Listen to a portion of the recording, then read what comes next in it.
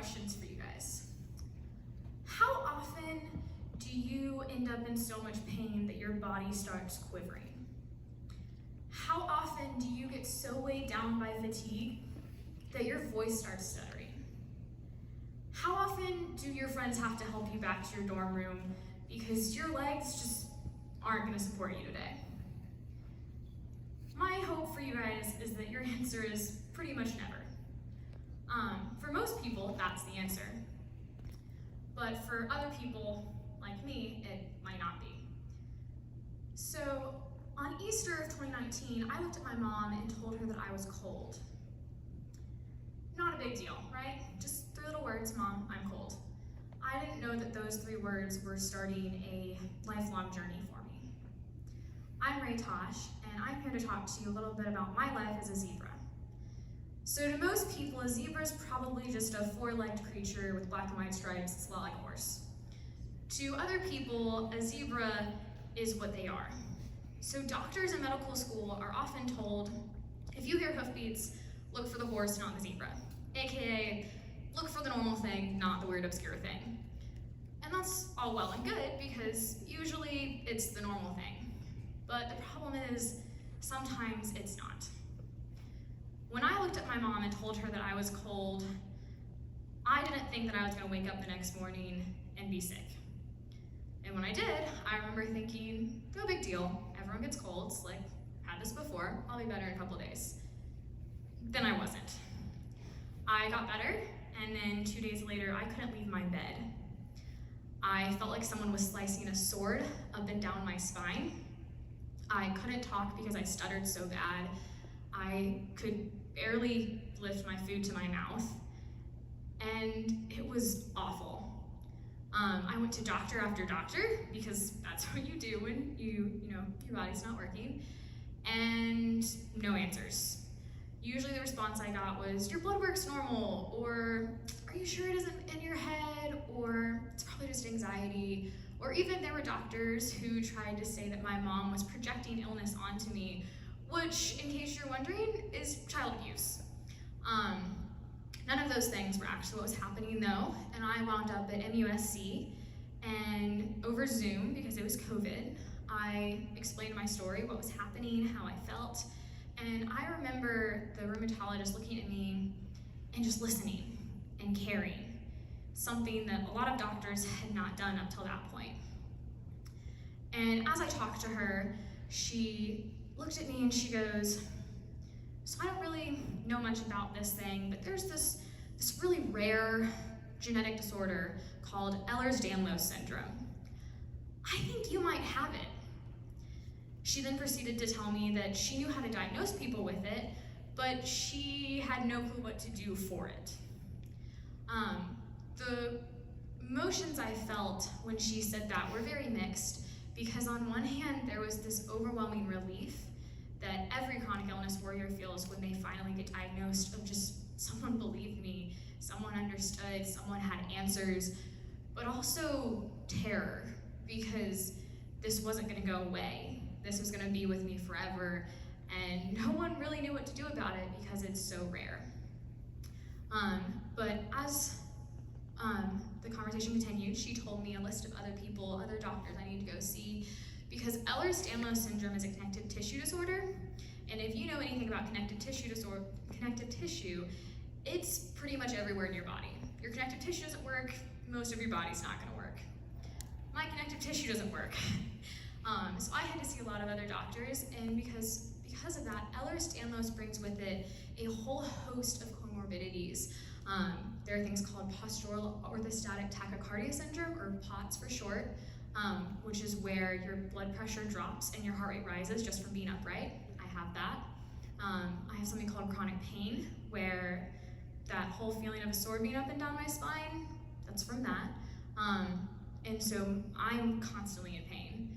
And not only that, but there's chronic fatigue, and chronic fatigue is probably my worst symptom. It affects my ability to move, it affects my ability to think, it affects my ability to talk. And it's not just me who's affected by this. There's thousands of people in the world also battling this same disorder, and doctors don't understand it, and people don't understand it, and people have never heard of it. But the thing is, even though it was a little terrifying to be told that I had chronic illness, 6 of them, and that they were never going to go away, and that doctors didn't understand it, the thing was, my story didn't stop there. In a lot of ways, it feels like my story began there. When I got diagnosed, my life completely changed. I couldn't play volleyball. I couldn't be the person I wanted to be anymore, the person I thought I was going to become. I couldn't do a lot of things I had always done, but I could reach people in a way that I'd never been able to reach them before. There's a whole community of chronic illness warriors who, when I was healthy, wouldn't have cared what I said.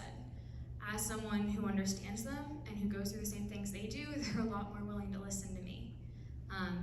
And not only that, but I'm able to empathize with everyone who's going through something a little bit better, because I understand what it's like to go through something and not be sure what's going on. And as all of my illnesses continued and I learned to manage them and I learned to deal with them, I started writing a lot. I have a blog now that reaches a fair amount of people, spreading awareness for chronic illness, and also just spreading hope and saying, hey, when it feels like your world is falling apart, when it feels like your story's over, that's when God's at work. That's when he's doing the most. I actually have a poem I would like to read you.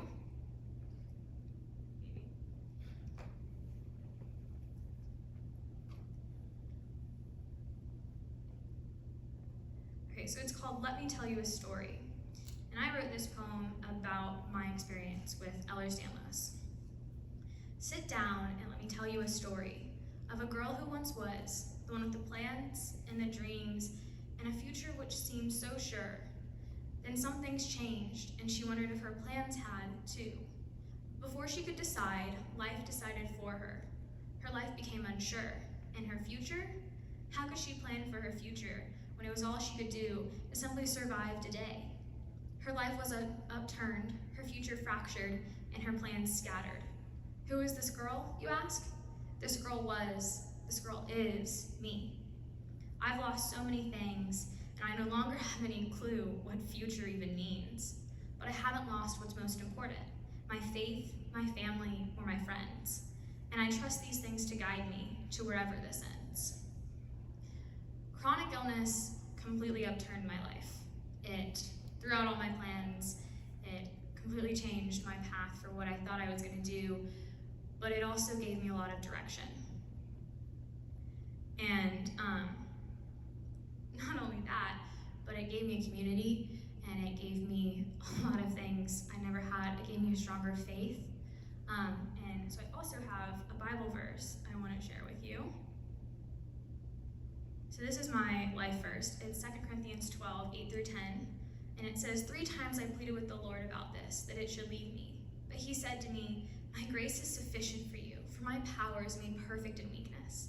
Therefore, I will boast all the more gladly of my weaknesses, so that the power of Christ may rest upon me. For the sake of Christ, then, I am content with weaknesses, insults, hardships, persecutions, and calamities. For when I am weak, then I am strong. So if you're listening to me, or you're listening to anyone, and they're talking about their struggles, your reaction doesn't need to be pity. It needs to be awe. Because I know, listening to other people now, I have a lot more awe for the things they've gone through and the people they've become and the people God has used them, or people God has made them through the trials he's put them through. So just remember that in your own life, and remember that in the lives of others around you. And just understand that chronic illness is a thing, and it impacts a lot of people in a lot of ways you could never begin to understand. And it's called an invisible illness for a reason. A lot of people looking at me on this stage would probably never think, oh, this girl has 6 chronic illnesses. They would probably never think that I can't walk to my dorm sometimes. They probably would never think a lot of things. So you never know what someone is going through. When I looked at my mom that Easter and told her that I was cold, I didn't realize the journey I was beginning, and neither did my family. but God did. And so even when my life became crazier than I ever could have dreamed or expected, I realized that my God was bigger than I ever could have dreamed or expected. And he has plans for everything. And he has plans for my life. And he has plans for your life. Thank you.